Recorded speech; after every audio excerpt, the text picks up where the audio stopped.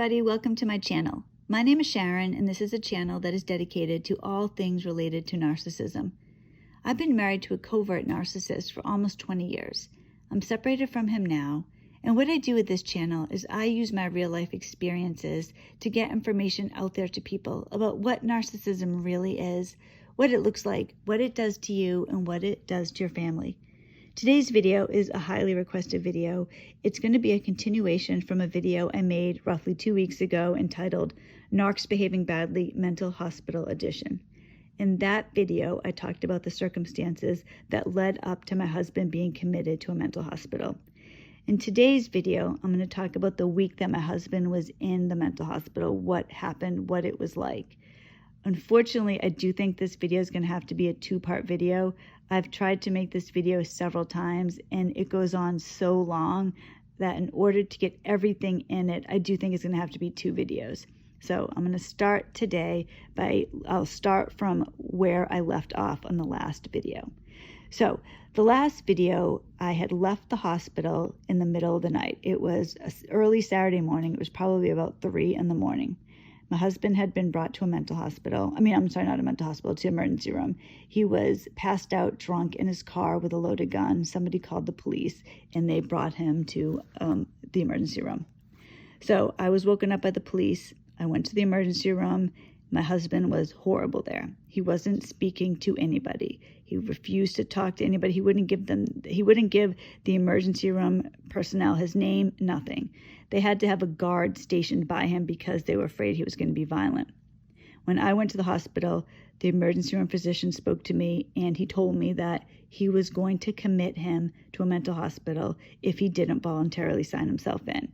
He said, I'm going to give you the opportunity to talk him into signing himself in because that is really going to be better for his future. It doesn't look good to have on your record. This will follow him for the rest of his life, that he's been involuntarily committed. But if you can't talk him into it, I will do it. So that was horrible. I was trying to talk to my husband. I was trying to just say it matter-of-factly, like, you have to do this. You're going to regret it if you don't. It's better for your future. It's better for our family. You have to do it. You're going to go either way. So please make it easier on yourself. No, I'm not doing this. No, I hate that emergency room doctor. What's his problem? He's being a jerk. He hates me for some reason. Everyone's against me. No, I'm not going to do it. Nobody can do this. They can't make me do this. There's no way somebody can make me do this. This is against the law. It's brutality. It's outrageous. This is going on and on. Finally, I was able to convince him to sign himself into the hospital, which he did. At that point, I left because he was going to be brought over to the mental hospital and I went home. So I went home, had a few hours of sleep, and then I spoke with my children. So my daughter already knew about this because she was woken up by the police with me. My son slept through this. So I spoke with him, and then we're going to start off. It's probably around 9 o'clock in the morning. My husband calls me. So this is the first time I've spoken to him since I left the emergency room. He had sobered up and he was in a great mood. So he called me from the mental hospital, cheery, happy, telling me that he was there, that he's in his room, that he already talked to work. Now, it was Saturday, so he didn't have to talk to his work right then, but he called work first before he called his family, called his work to tell them that he was in a car accident. And so he was going to miss the following week of work. And he was very excited to tell me, oh my gosh, so my boss was so worried. She's so worried about me. And she told me, no, take all the time that you need. Do not even worry about work. And she said, when I go back, they're going to make sure that I'm okay if there's anything I need and I won't have to do much work. Can you believe it? He was so happy. He was so happy that he was conning somebody. Now, I understand he wasn't going to tell them the truth, but he was going along with this lie and building it up and really benefiting from his lie. This is what a narcissist does. They want other people to take care of them. It's their goal in life to not have to deal with anything. They want to be children all their life. Essentially, what a narcissist wants is all the benefits of an adult, but all the responsibilities of a child. That's really what they're looking for. So being babied is exactly what he wanted. Then he started acting like he was at summer camp and he was my child and he left some things at home that he needed. So this is really how he's talking to me. Oh my goodness, so I'm going to be here for probably at least 5 days. So can you bring me some shorts, t-shirts, underwear. Oh, don't forget my toothbrush. I mean, this is how he's talking. Oh, and my comfy pajamas. Make sure you bring those. I really need those. Don't forget. It wasn't, how are you? Are you all right? What about the kids? What did you tell the kids? Can I talk to the kids? Are they awake? No, it was nothing about that at all. It was 100% focused on him. Now, some of you have asked me what happened with his parents. The reason this whole thing started, the reason he ended up there, was because he was keeping a secret from me related to his parents. So my husband was giving me a silent treatment, and he did not want to break the silent treatment for anything. So I'm thinking about making another video about all the divine intervention I have had. I've been very blessed despite a very difficult situation. I've had several things happen that I really think is God watching out for me. One of them was this. I happened to find out that we were supposed to see his parents. His parents live in Florida. We live in New Hampshire. So they had come up, they had driven up from Florida. They were staying in New Hampshire for a week to visit us and their other son. So I did know they were coming up, but I didn't know that my husband had told them we would see them this day, that Saturday that I'm talking about right now.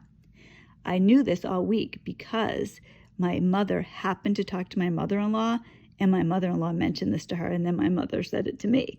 So I acted like I knew this. So I had gotten this valuable piece of information. Otherwise, I would never have known that we were supposed to see his parents that day. So I knew this, and I was waiting all week to see when he was going to say something. I fully expected that he was going to come home from work one day with flowers in hand and tell me how sorry he was, that he loves me, that he wants to be a great husband, a great father. He's going to change.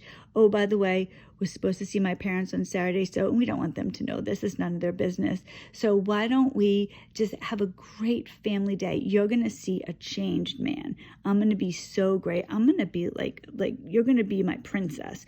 Wait till you see how great I treat you. Oh, look, here's purple flowers. I got these for you. I know they're your favorite. So this is what I fully expected. This is what I'm worth to my husband. He needs to use me to do something. So he'll just sweet talk me. That's all he has to do. I'm not worth any real respect. None at all. So I was expecting him to do this. He didn't. Every day went by and he didn't say anything. Friday night comes, and this was the last day before we were supposed to see them. So he didn't come home. What he ended up doing was he parked his car a little bit up from the house. The way my house is positioned is kind of sideways. So there are windows in front of the house, but because the house is sideways, you can't really see the front of the house. So my husband knows this. He knows where I can see in front of the house and where I can't. He parked the car in a place, it was near the house, but it wasn't where I could see it from any of the front windows. There was one room in the house, which was upstairs on the opposite side of the master bedroom, which is on the first floor. I wouldn't be up there in the middle of the night looking out the window to see if he was there. I would never have done that, would never have even suspected he was on the street. So he was there, and he happened to get caught. He had a loaded gun in the car. He's parked there strategically where I couldn't see him. I'm going to tell you what I think might have been the reason for this. And somebody saw him and called the police. So the police came, took him to the emergency room, woke me up in the middle of the night, and this started this whole thing. The police were under the impression that he was suicidal because he had the loaded gun. I never believed that he was suicidal. The reason for this is throughout our marriage, there have been several times where he has told me he's going to kill himself because he's been backed into a corner, because he's using it as an excuse. He'll get caught in a lie, or he'll do something terrible, and I'll be upset. And instead of dealing with it, handling it like a man, like a husband, he hides behind threats of suicide. I'm going to kill myself. I just can't live anymore. I've upset you so much. I'm just going to kill myself. So basically, it's my fault. He did something wrong. I'm upset about it. He can't live with the consequences of it. So because of my reaction, he's going to kill himself. I used to believe this. I used to think he was really suicidal. So I would do exactly what he wanted. Oh my gosh, no, please don't kill yourself. Oh, it's all right. We can work this out. It's all right. I forgive you. Please just calm down. Please don't kill yourself. I love you. And then, all right. We're going to, thank you. I'm going to work through this with you. I'm sorry. I'm going to be a better man. I'm never going to do this again. Then he would do it again. So I used to always fall for this. Now, unfortunately for him, I stopped doing this. Around a year before this, I stopped playing these games with him. I started realizing that he was not genuine, that he was really sick. I didn't know anything about narcissism at the time, but I knew he was really playing games with me. I was very unhappy about it, and I wasn't putting up with it the way that I had. That was a problem for him because a narcissist needs narcissistic supply. Around the same time, his parents also started becoming wise to his problems. My husband would continually charge up credit cards, get into financial trouble, call his parents for them to bail him out, and they did. Then they stopped. So with his parents stopping and me stopping, that was all his narcissistic supply. There was no more of it. He wasn't doing well. So he started drinking more. He was giving me lengthy silent treatments. I mean, he gave me a silent treatment for 7 months once. So this is what happens when a narcissist doesn't get supply. It gets ugly. So that, going back to him in the car, he was allowing people to believe he was suicidal. The police thought he was suicidal. I never bought it because of what has happened in the past.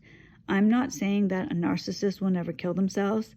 Telling you, in my experience, it's extremely unlikely because they use it as a way to get out of trouble. They will do and say anything. Nothing is off the table. They will do whatever they have to do to get away with things. So threatening suicide, they get a good reaction from that. That's great. Truly, a narcissist believes that they're so fantastic, so amazing, God's gift to the world. It would be a sin to kill themselves because they'd be depriving the world of their spectacularness. So that's my own personal opinion. I'm not saying anyone won't, but I don't believe my husband would ever kill himself. As I'm making this video right now, he is alive. So he let people believe he was going to kill himself. When the police asked me if they could go to the car with me to search his car, we found several clips. I can't remember how many we found now. It was either 2 or 3.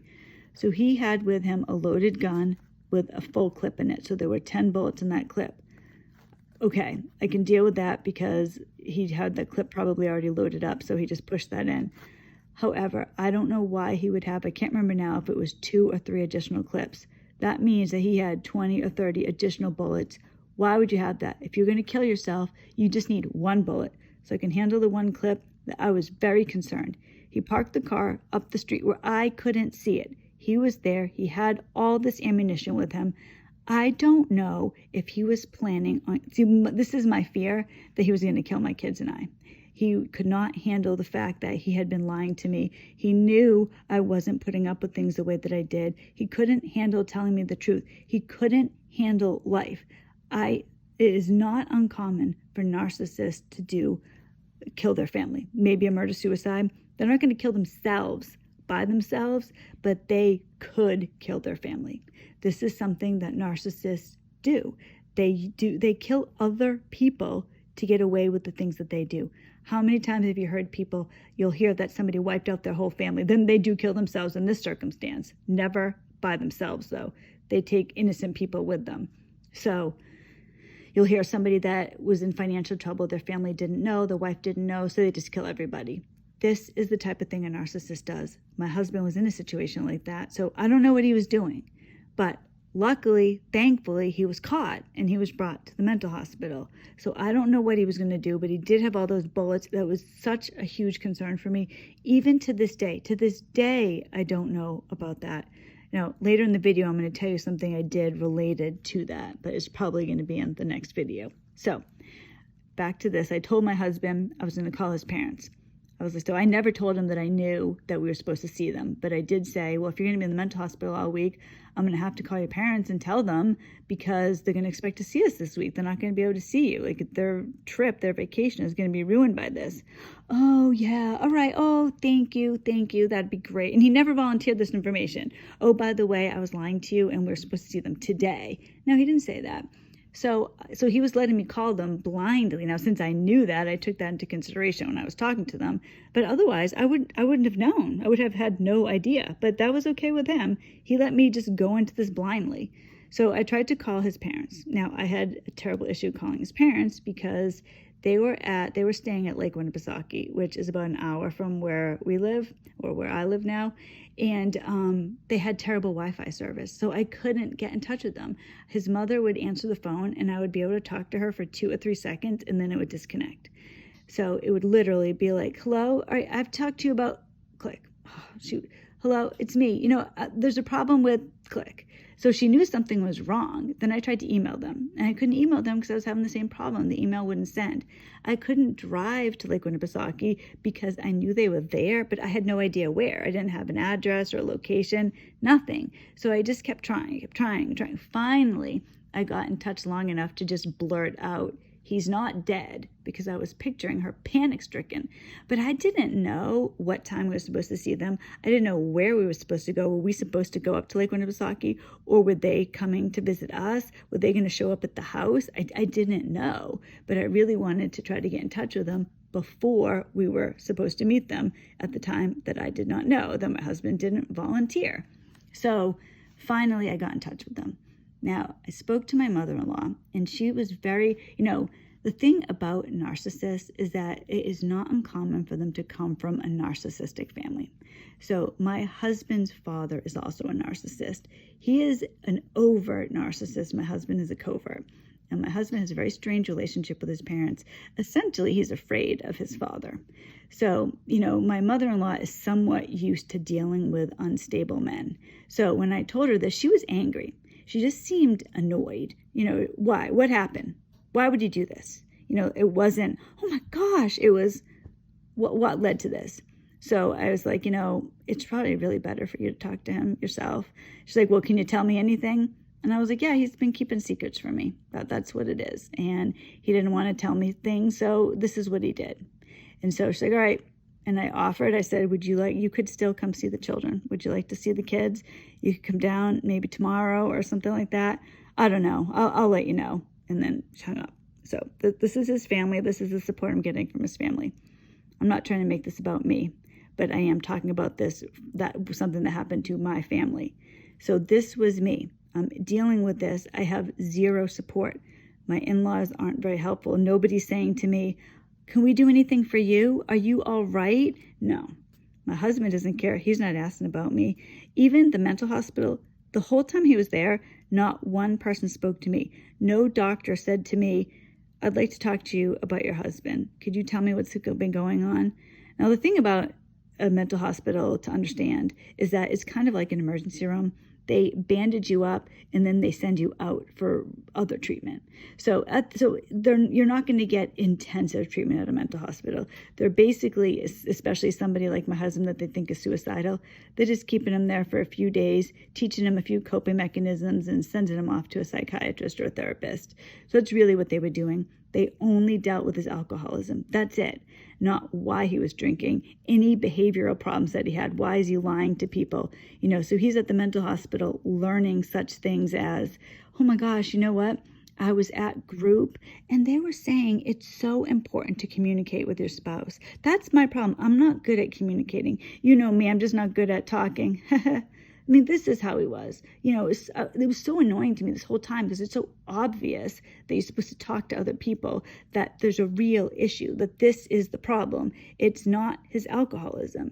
I'm not saying his alcoholism isn't a contributing factor, but why is he acting this way? Why is he drinking to excess? It's to escape his problems. It's to escape the reality. It's because he doesn't have any empathy. He doesn't have any love for his family. He's trying to pretend he's somebody that he isn't. So he's drinking to excess so he can escape it.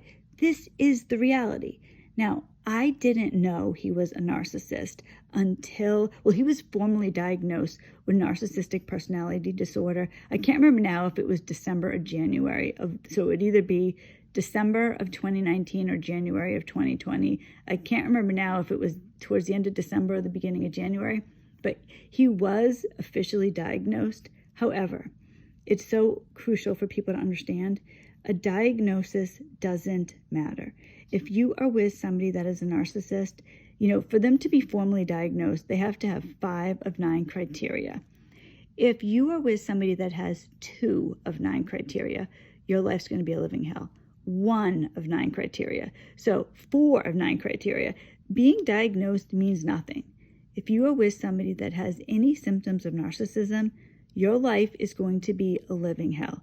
This is a person that doesn't care about you, doesn't care about their family, has 0 empathy. Somebody like that is not going to be a supportive partner, is not going to be a loving spouse, is not going to be a good parent. It's impossible. They don't have a soul. There's no caring for anybody. It's only about them. So, comes to my husband. He's at the mental hospital. They're only dealing with alcoholism, and they're making him feel good. You know, I made a video, it was probably about 2 months ago, about AA and how when a narcissist who's an alcoholic goes to AA, they get a lot of supply there because people there are always congratulating them for every little thing that they do. It makes them feel good. They're never really dealing with the problem. They like going somewhere and having people clap for them, tell them how wonderful they are, because the reality is at their house, at the people that with the people that count on them, that depend on them, they're not getting that because they've destroyed all their relationships. So when they're outside with people that don't know anything that's going on, only what the narcissist is saying, they get the support, and it causes them to resent other people even more so. So this same thing was happening at the mental hospital. He was getting people there telling him how amazing it was that he has been able to go weeks at a time without having a drink. That's amazing. It's unheard of. And he was so proud to tell me this. Oh, you know, they're saying they've never heard of that. They wanted to hear more about how I'm able to not drink for weeks at a time, even though I'm an alcoholic, that I must be really strong. You know, there was no talk about how he treats his family, what he does to his wife, what he does to his children, what really happened in the car. Was he really suicidal? Why did he have all those clips? It was never mentioned. It was literally, he goes in, he admits that he's an alcoholic. All right, great. We're going to go with that. They gave him, they put a few Band-Aids on him and shipped him back home to me. No help for the family, no talk to me, nothing. So this is the experience at the mental hospital. Now, I've barely scratched the surface, but I can see the videos already closing in on 22 minutes. So I hate to make this into a 2-part video. I will continue this next week. So I hope this at least satisfied some of your curiosity. I know a lot of people had asked me about what happened with my in-laws and wanted to know a little bit more about this. So thank you so much for watching this video. I'm really grateful. I'm so sorry that it has to be a second one, but I want to get it all out there and help you understand what can really happen when a narcissist is in a mental hospital. And there are also some things that are related to the gun and what I did that week because of it. So thank you for watching. Very grateful. Please like the video if you like it. Please subscribe to the channel. Make videos every Monday, Wednesday, and Friday on all things related to narcissism. So if all goes well, I will see you on Monday. I hope everybody has a wonderful weekend. God bless.